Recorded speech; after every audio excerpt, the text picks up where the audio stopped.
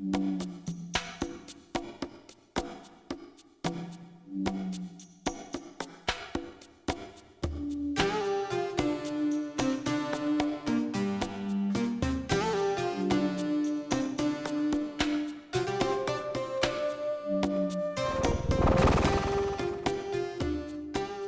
Warren Jr. is my father, son of Gene Warren Sr., both Academy Award winners.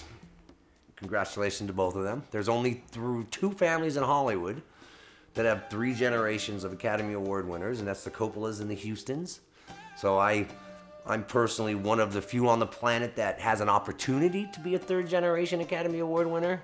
Whether or not I ever get fortunate enough to work on a big picture like that, we'll see. If not, there's one for my brother and there's one for me.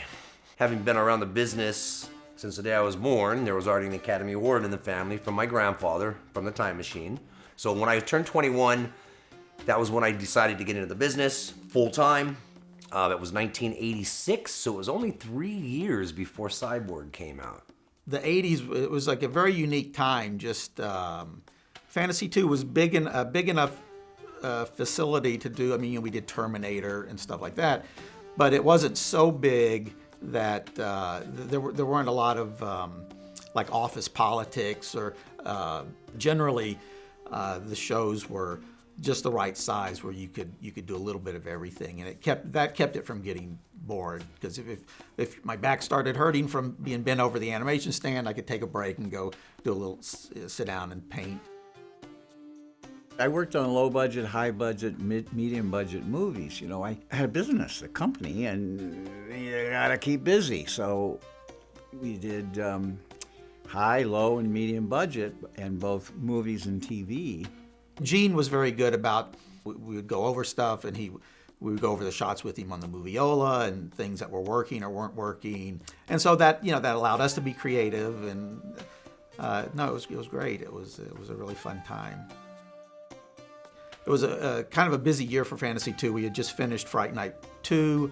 We were in the middle of the Vanna White TV movie Goddess of Love, which I'm sure everybody remembers. And we were just gearing up for Pet Sematary. Cyborg movies have been done over and over and over again, but rarely does anybody do practical effects anymore where it's a real face, it's digital, and there's always that charm and that feel to something physical. And at the time, that's all anybody could do. So we were one of the go-to companies to do stop motion, to do makeup effects. So this was a combination of makeup effects and stop motion combined. One of the things I liked about Albert Pyun, always smiling, always in a good mood, always like, I can't believe I'm making movies in Hollywood. And he was a big fan of the families. I mean, he'd known about my grandfather. He'd known that we'd done the first Terminator. So he was a little bit of geeking out on the fact that we were doing his shots in his movies. And such a nice guy. I don't ever remember ever hearing him ever have complaints or blah, blah, blah. I mean, Cyborg was just do what you can. I'm a cyborg.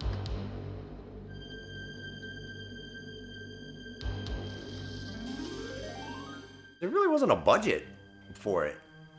You know, I mean, there wasn't a lot of effects, visual effects in the movie. Most of it was done live action.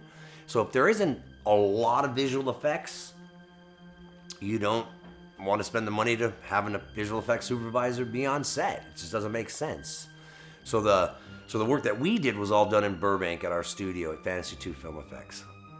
We did the opening shot, which was a map painting of New York City. It was sort of from Brooklyn side of the Hudson, and you could see the Brooklyn Bridge going over to, and it was all a painting. But in the foreground, the lower maybe quarter of the frame, going across the whole frame, was a little full-scale set piece we set up in our parking lot in Burbank, and it's some concrete blocks and rebar, and just show the rubble. And then there's another matte painting at the end when they're walking into Atlanta, where they're tiny, and they had a camera on our roof. We shot all the way across to a parking lot on a across the street neighbor that I got them to kind of open up and take the cars out and they could walk, and that gave us the distance we needed, and the rest was all taped off. Whenever there was lightning in the skies and everything, those were opticals that we did because I happened to have a huge amount of real lightning, Tesla coil lightning, that I originally shot for the first Terminator movie on the original Frankenstein Tesla coil. And then, pretty early on in the movie, when she discloses that she's a cyborg, when she pulls off the back of her head to reveal the brain, and to show Jean-Claude Van Damme that she's a cyborg. So that sequence of 4 or 5 shots.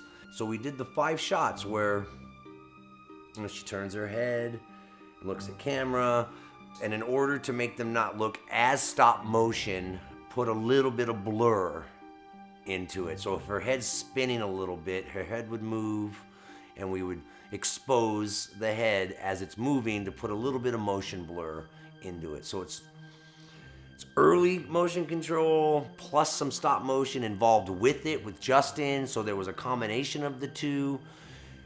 So it almost looks human-like. Since it was a full-size head, we were integrating full-size sets, which we'd built, and then we put the bust or the head onto a motion control rig to control some blinking. One of the most challenging things about the sequence was pulling her head back.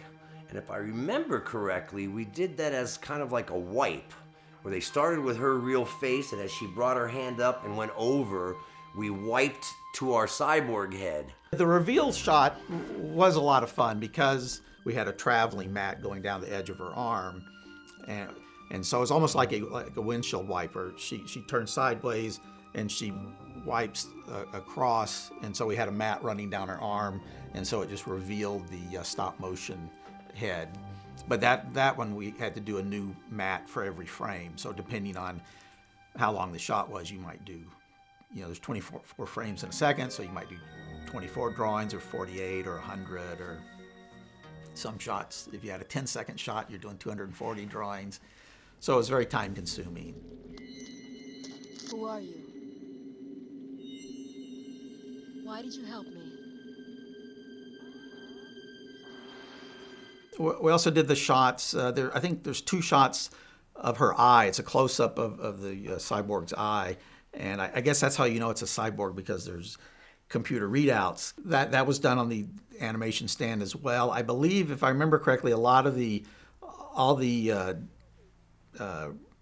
data and stuff that's flashing by in her eye, that was all things left over from Terminator. And also for that, since it was in her eye, I had gone to like a arts and crafts store and bought a plexiglass sphere, like a half sphere, and so I put that over the readouts, and it distorted, it warped the numbers and letters so that on the edges they drop off. It gave it like a nice spherical look.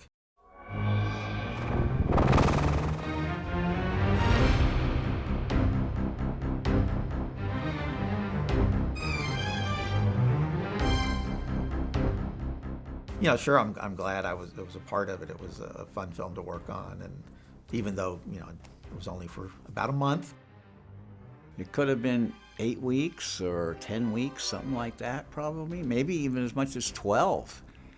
I mean, at the actual time, it wasn't like you were, racing all during that period, but you had to build that stuff and then shoot it and then composite it and then the like. It was another one of those movies where it's like, oh, we've got 10 more shots to do on this movie. And at that time of our career, we were like a machine. 5 shots would come in, get built and set up. And other ones were coming in. We'd be finishing, more come in, because we were doing movie after movie after movie. In the lower budget world, they'd pick 10, 12, 15 shots to up the trailer, let's say. I remember when it came out, seeing it at the drive-in, and then actually I kind of forgot about it after that, and I didn't. I mean, I'm very happy they're making this documentary on making it, but I didn't really realize it was had the cult status that it had achieved, and so I'm happy to hear that, and it was I had a good time.